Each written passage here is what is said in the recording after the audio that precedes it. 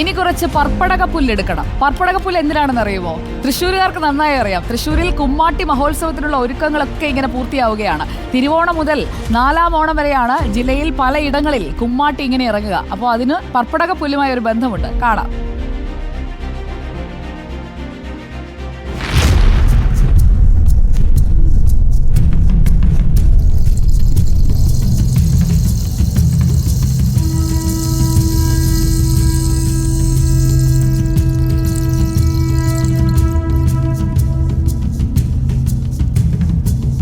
കുമ്മാട്ടിയുടെ അവിഭാജ്യ ഘടകമായ മുഖങ്ങൾ തയ്യാറായി കഴിഞ്ഞു. പഴയത് തേച്ചുമിനുക്കിയും പുതിയ മുഖങ്ങൾ ഉണ്ടാക്കിയും കുമ്മാട്ടി വൻ ആഘോഷമാക്കാൻ ഒരുങ്ങുകയാണ് ദേശക്കാർ. നരസിംഹം, ഹനുമാൻ, അർദ്ധനാരീശ്വരൻ, കൃഷ്ണൻ, ബാലി, സുഗ്രീവൻ, തള്ളക്കുമ്മാട്ടി, കാട്ടാളൻ തുടങ്ങി 51 കുമ്മാട്ടി മുഖങ്ങൾ തയ്യാറായി. ഞങ്ങളെ സംബന്ധിച്ചിടത്തോളം വടക്കുമുറി കുമ്മാട്ടിയെ സംബന്ധിച്ചിടത്തോളം കിഴക്കുമ്പാട്ടുകര ദേശത്തെ കുമ്മാട്ടികളും എല്ലാം കുമിഴ് മരത്തിൽ കൊത്തിയിട്ടുള്ള മുഖങ്ങളും അതുപോലെ തന്നെ പർപ്പിടകപ്പുല്ല് വെച്ചിട്ടുള്ള കുമ്മാട്ടികളാണ് ഞങ്ങളുടെ ഈ 76 വർഷക്കാലമായിട്ട് ഞങ്ങൾ ഇറക്കാറുള്ളത്.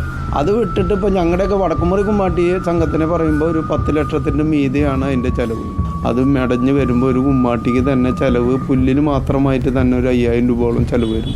ഒരു 11-15 കുമ്മാട്ടി ഉണ്ടാവും ഒരു ഏവറേജ് ഇതിൽ. അതിപ്പോൾ ഞാനതൊരു ഇതായിട്ട് പറയല്ല, കാരണം 51 കുമ്മാട്ടി ഈ കുമ്മാട്ടിയിൽ എപ്പോഴും ഉണ്ടാവും. ഏറെക്കുറെ ഏറ്റവും കുറവ് കഴിഞ്ഞ കൊല്ലമാണ് പുല്ല് കിട്ടാണ്ട് ബുദ്ധിമുട്ടാണ്. കഴിഞ്ഞ കൊല്ലം പോലും ഞങ്ങളുടെ കുമ്മാട്ടിയിൽ 21 കുമ്മാട്ടി ഉണ്ടാകുന്നു.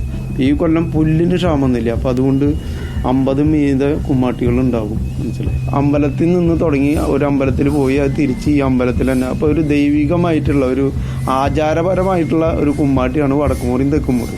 ജില്ലയിലെ വിവിധ ഭാഗങ്ങളിൽ 50ഓളം സംഘങ്ങളാണ് ഓണനാളുകളിൽ നിരത്തിലിറങ്ങുക. ലക്ഷങ്ങൾ ചിലവഴിച്ചാണ് ഓരോ സംഘവും ഒരുങ്ങുന്നത്. കുമ്മാട്ടി മുഖങ്ങൾക്ക് പുറമെ മേളം, നൃത്തം, മറ്റു കലാരൂപങ്ങൾ, നിശ്ചല ദൃശ്യങ്ങൾ തുടങ്ങി വിപുലമായ കാഴ്ചയൊരുക്കിയാകും ഈ വർഷത്തെ കുമ്മാട്ടി മഹോത്സവം. റിപ്പോർട്ടർ, തൃശ്ശൂർ. തിരുവോണമാകുമ്പോഴേക്കും ഒരുപാട് കാഴ്ചകൾ പ്രേക്ഷകരെ കാത്തിരിക്കുന്നുണ്ട്. നമുക്ക്